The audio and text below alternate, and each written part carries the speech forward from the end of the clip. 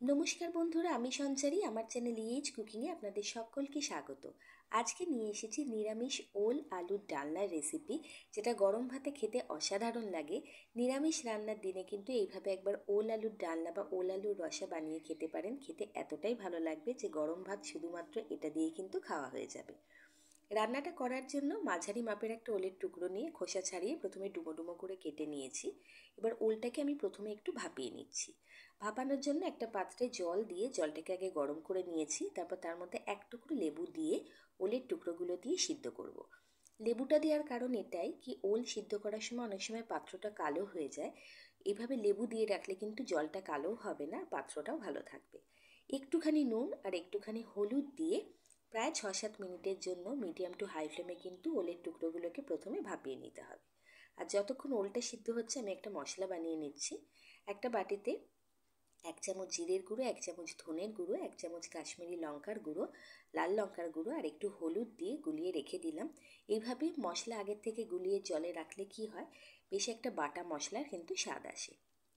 মশলাটাও বানানো হয়ে গেছে। এবার কিছু আলু আমি প্রথমে ভেজে নেব। একটা পাত্রে সর্ষের তেল দিয়ে তার মধ্যে অল্প একটু নুন দিলাম, দিয়ে ডুমো ডুমো করে কেটে রাখা আলু দিয়ে দিলাম। আলুটা আপনারা যতটা দিতে পছন্দ করবেন ততটা দেবেন। আলু দিয়ে বেশ লালচে লালচে করে প্রথমে কিন্তু আলুগুলোকে ভেজে নিতে হবে। ওলটা কিন্তু এখন ওদিকে সিদ্ধ হচ্ছে। ওল সিদ্ধ হতে হতে আমার এদিকে দেখুন আলুটাও কিন্তু ভালো মতো ভাজা হয়ে গেছে। আলুর গায়ে খুব সুন্দর একটা রং এসে গেছে। এবার আলুটাকে পাত্র থেকে তুলে নিলাম। আর এদিকে ওলটা দেখুন বেশ ভালো মতো কিন্তু সিদ্ধ হয়ে গেছে। আমি একটু কেটে দেখিয়ে দিচ্ছি। ওল অ্যাকচুয়ালি সিদ্ধ হতে বেশি সময় একদমই লাগে না। 6-7 মিনিট মিডিয়াম টু হাই ফ্লেমে ফোটালে কিন্তু ওল খুব ভালো মতো সিদ্ধ হয়ে যায়। এখন দেখুন আমি একটা নাইফ দিয়ে কাটছি। দেখে বোঝা যাচ্ছে যে ওলটা প্রায় 70-80% মতো কিন্তু সিদ্ধ হয়ে গেছে। এবার ওলটাকে ছেঁকে নিয়ে জল থেকে কড়াইতে যে তেল আছে তার মধ্যে দিয়ে ভালো করে কিন্তু ভেজে নেব। এই রকম ভেজে নিলে কি হয়, ওল বেশি তেলও টানে না, আবার ওলটা আগের থেকে সিদ্ধ হয়ে আছে বলে ভাজাটাও তাড়াতাড়ি হয়ে যাবে। তো হাই ফ্লেমে ওলগুলোকে দিয়ে 2-3 মিনিটের মতো একটু নাড়াচাড়া করে লালচে লালচে করে ভেজে নেব। রান্নাটা হতে সময় কিন্তু খুব বেশি লাগে না, কিন্তু খেতে খুব ভালো লাগে। নিরামিষ দিনে বা আমিষ দিনে একবার বানিয়ে দেখবেন, খেতে খুব ভালো লাগবে। ওলগুলো কিন্তু একটু একটু লালচে লালচে হয়ে গেছে, ওলের গায়ে রং ধরে এসছে। তো ওলটাকে এবার তুলে নিচ্ছি। আর মশলা আগের থেকেই বানানো রয়েছে, ফলত রান্নাটা হতে আর বেশি সময় লাগবে না। কড়াইতে আবারও একটু তেল দিয়ে দিলাম, একটা বড় চামচের মতো সর্ষের তেল। আর রান্নাটা কিন্তু সর্ষের তেলেই করবেন, তাতে রান্নার স্বাদ গন্ধ দুটোই ভালো আসবে। তেলটা গরম হয়ে যেতে এর মধ্যে দিয়ে দিলাম জিরে, তেজপাতা, শুকনো লঙ্কা। একটুখানি যখন ভাজা ভাজা হয়ে যাবে, সুন্দর একটা মশলা ভাজার গন্ধ আসবে, তখন এর মধ্যে দিয়ে দিতে হবে একটুখানি টমেটো বাটা। আমি এখানে বেশ কিছুটা পরিমাণে টমেটো বাটা ভালো করে ঘুরিয়ে রেখেছিলাম মিক্সিতে, সেইটা এখানে দিয়ে দিলাম। দিয়ে মিনিট খানেকের জন্য মিডিয়াম টু হাই ফ্লেমে প্রথমে ভালো মতো ভাজা ভাজা করে নেব। যখন টমেটো বাটার কাঁচা টমেটোর যে গন্ধটা চলে গিয়ে বেশ মতো একটু ভালো মতো ভাজা ভাজা হয়ে আসবে, এর মধ্যে দিয়ে দিতে হবে একটুখানি আদা। আমি এখানে গুঁড়ো আদা ব্যবহার করছি, আপনারা আদা বাটাও দিতে পারেন। দিয়ে আবারও একটু ভালো করে নাড়াচাড়া করে নিয়ে যে মশলাটাকে জলের মধ্যে গুলিয়ে রেখে দিয়েছিলাম সেটা এখানে দিয়ে দিচ্ছি। এইবার মশলাটাকে কিন্তু একটু সময় নিয়ে কষাতে হবে। মশলাটা যত ভালোভাবে একটু সময় নিয়ে কষাবেন, তত কিন্তু রান্নার স্বাদ ভালো আসবে, রান্নার গন্ধ ভালো আসবে।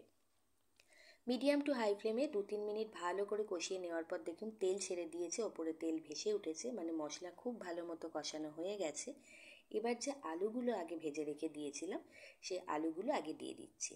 কারণ আলুটা একটু কম ভাজা ছিল, লালচে লালচে রং হয়ে গেছিলো ঠিকই, কিন্তু আলুটা প্রায় 60-70 ভাগ মতো ভাজা ছিল। তা আলুটাকে খুব ভালো মতো কুক করার জন্য মশলার মধ্যে দিয়ে দিলাম, তাতে মশলা কষানোটাও হয়ে যাবে আর আলুটাও কিন্তু কষতে কষতে বেশ ভালো মতো নরম হয়ে যাবে। মশলা আলু সব কষে গেছে ভালো করে, চারিদিক থেকে কিন্তু তেল বেরোনো শুরু হয়ে গেছে। এবার এর মধ্যে আমি দিয়ে দেব গরম জল। আর আমি বলবো যে কোনো রান্নায় গ্রেভি বানানোর সময় একটুখানি গরম জল ব্যবহার করবেন। গরম জল দিলে কিন্তু রান্নার স্বাদ খুব ভালো আসে, একেবারে কাঁচা ঠান্ডা জল দেবেন না।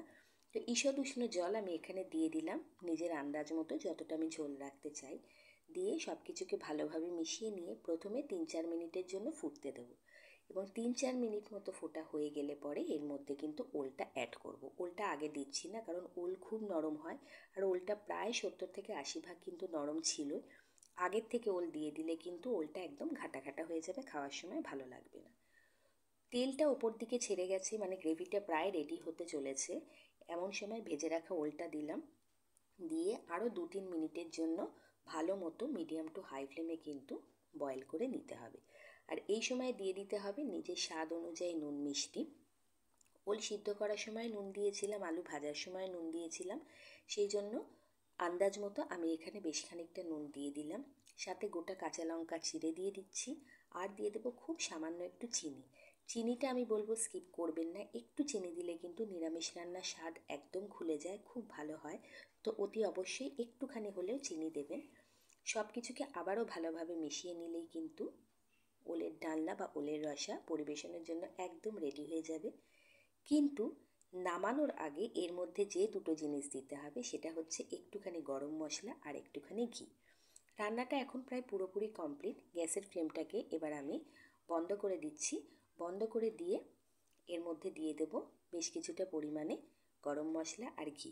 ঝোল এখন পুরোপুরি রেডি। এর থেকে যদি বেশি শুকানো হয় তাহলে কিন্তু একদম শুকনো শুকনো হয়ে যাবে, কারণ আলু আর ওল কিন্তু একটু হলেও ঝোল অ্যাবসর্ব করবে। সেই জন্য এইরকম ঝোল থাকতে থাকতেই গ্যাসের ফ্লেমটা বন্ধ করে দিতে হবে, আর ঘি গরম মশলা দিয়ে কিন্তু নামিয়ে নিতে হবে। কেমন লাগলো আজকের এই ওলের ডালনার রেসিপি অতি অবশ্যই কমেন্ট করে জানাবেন। ভালো লাগলে বন্ধু বান্ধব আত্মীয় পরিজনের মধ্যে শেয়ার করে বন্ধু হয়ে পাশে থাকার অনুরোধ রইল। অনেক রকমের কিন্তু নিরামিষ রান্না আমার চ্যানেলে আপলোড করা আছে, অনুরোধ করব একবার চ্যানেল ভিজিট করার জন্য। ভালো লাগলে ছোট্ট করে একটা লাইক করে দেবেন, শেয়ার করে দেবেন, কমেন্ট করে দেবেন। ভালো থাকবেন, সুস্থ থাকবেন। এরকম নিত্য নতুন রান্না দেখার জন্য সাবস্ক্রাইব করে পাশে থাকবেন, আর বেল আইকনটাকে প্রেস করে দেবেন যাতে আমার সব রান্নার নোটিফিকেশন আপনার কাছে পৌঁছে যায়। ধন্যবাদ।